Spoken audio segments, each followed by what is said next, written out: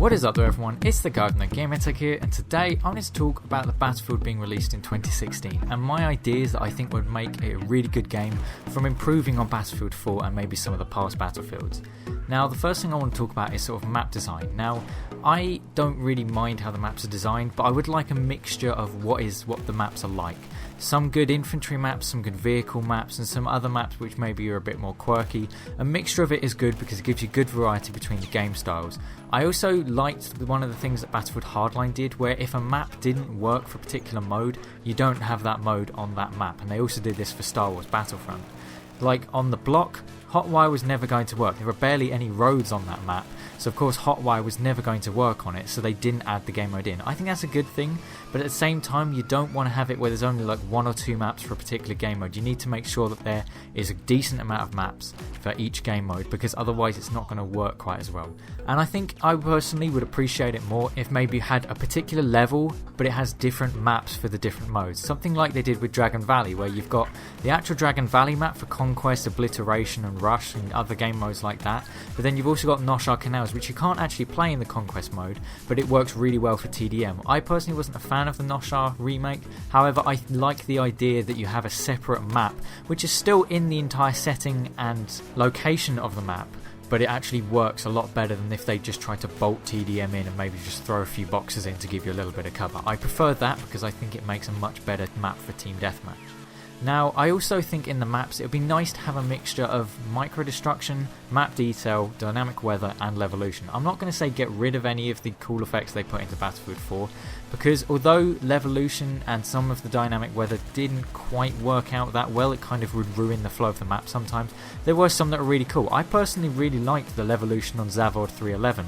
I personally preferred it once you'd had the levolution event. I think that made it much more interesting infantry style around the B and C flags. So I don't want Levolution to go, but at the same time I don't want it to ruin the flow of the map. So some maps could have it and some maps couldn't.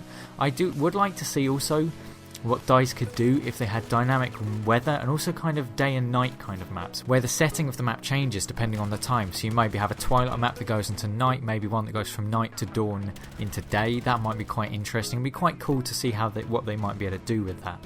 But also I would like to see a bit more micro destruction. It is quite a cool feature, and I think it's kind of what people were expecting from Battlefield Hardline. I've seen quite a lot of comments on Rainbow Six videos where the people are like, oh, this is Battlefield Hardline 2.0, this is what people were expecting from it.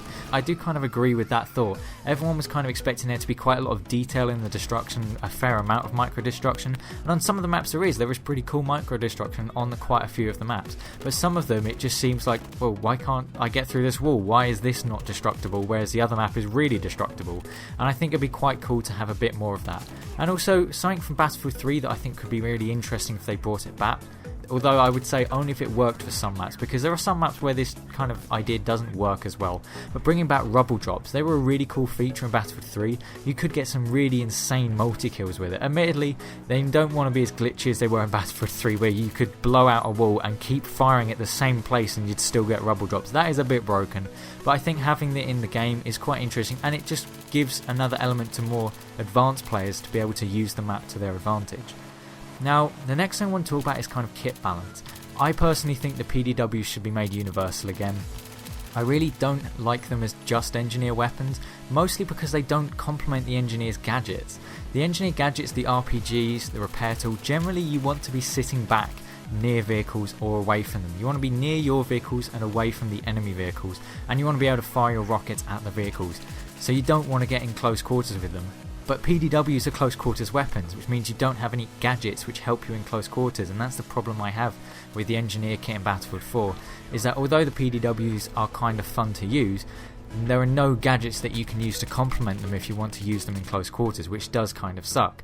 And I really did prefer it in Battlefield 3 where they were universal weapons and the engineers had carbines instead, because the carbines really suited the engineer a lot better because it allowed you to sit back a little bit more, but they weren't as powerful as assault rifles, because I think if you had assault rifles and really high powered weapons in the engineer's hands, they might start to become overpowered, because if you give them really high powered rifles and explosive rocket launchers, then they would become a bit of a nuisance. But I do prefer when they had the carbines, because also I think having PDWs as universal gives more general kit variety, and it gives you much more different play styles for each kit. I used to love playing aggressive recon, running around with the tugs and a radio beacon with a silenced PDW. That was such a fun little strategy to use, because you could spot the enemies with the tugs and then you could just run around and hunt them silently, and it was a lot of fun to play. And generally I just prefer using PDWs with other kits. A lot of the time I'd use it also with the support kit, because the support kit doesn't really have too many close quarter weapons unless you decide to pick out a shotgun. But I don't always want to use a shotgun, so I maybe want to use a PDW just because I want to spray and pray a little, and I think it improves the kit variety a lot more. I would also like to see a slightly simpler attachment system, because after recent updates in Battlefield 4, the attachments can be really confusing because they have lots of advantages and also drawbacks, and they get confusing because you don't really know without going into all the stats what each attachment is going to do to the weapon. And I really think it could be made so much more simpler. Maybe if it just told you on screen what the attachment's drawbacks and benefits are, or if it just made it so it was attachments have this and this. I just think it'd be much nicer if they had a simpler attachment system, so that you don't have to go into statistics to find out exactly how it's going to affect a weapon. And maybe also just have a recommended loadout style if you for a particular play style. So it'd say, oh, you want to play long range, use a heavy barrel, a foregrip and a 4x ACOG scope. Just give that sort of hint to the player, because the attachment system you got in Battlefield 4 for me is just a little bit too overcomplicated, and I'm almost worried about outfitting my gun with any attachments, because I'm worried that it's just going to change it and ruin it. Now the next thing I'd like to see improved is sort of refining the player collision and movement, because there was a problem that came about after the movement speed was increased in Battlefield 4, where the animations became quite jerky. Now I imagine that's going to be fine for the next Battlefield, because the reason this happened was because they changed the movement speed after they had made the animations, which is why it was a problem. Whereas when they go into the next Battlefield, they'll have decided what kind of movement speed they want, so they'll be able to make the animations look nice and smooth.